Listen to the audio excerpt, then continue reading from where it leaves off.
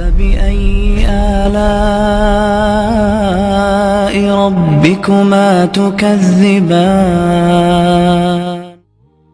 اللہ تعالیٰ نے ہمیں عبادت کے لیے پیدا کیا ہے، نیکیاں کرنے کا حکم دیا ہے، اور شریعت نے جس طرح عبادت کے مفہوم کو وسیع کیا ہے، اس طرح نیکی کے میدان کو بھی اس قدر وسیع کیا ہے کہ انسان راہ چلتے نیکیاں کرتا رہتا ہے۔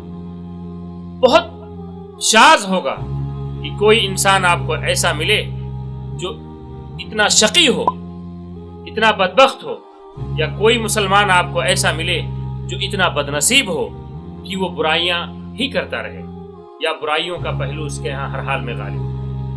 ایک مسلمان راستے میں جا رہا ہے، کسی کو سلام کر لیا، اس کو ثواب ملتا ہے۔ سامنے والے نے جواب دیا، اس کو اس پر ثواب ملتا ہے۔ قرآن کی ایک آیت پڑھ لی، اس کو کئی ثواب مل جاتے ہیں۔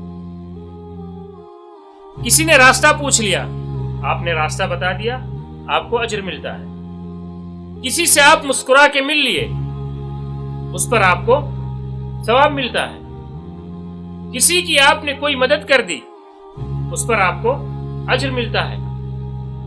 حتیٰ کہ آپ اپنے گھر میں اپنے بیوی بچوں کے لیے روزی کا انتظام کرتے ہیں، رزق کا انتظام کرتے ہیں، اس پر آپ کو اجر ملتا ہے۔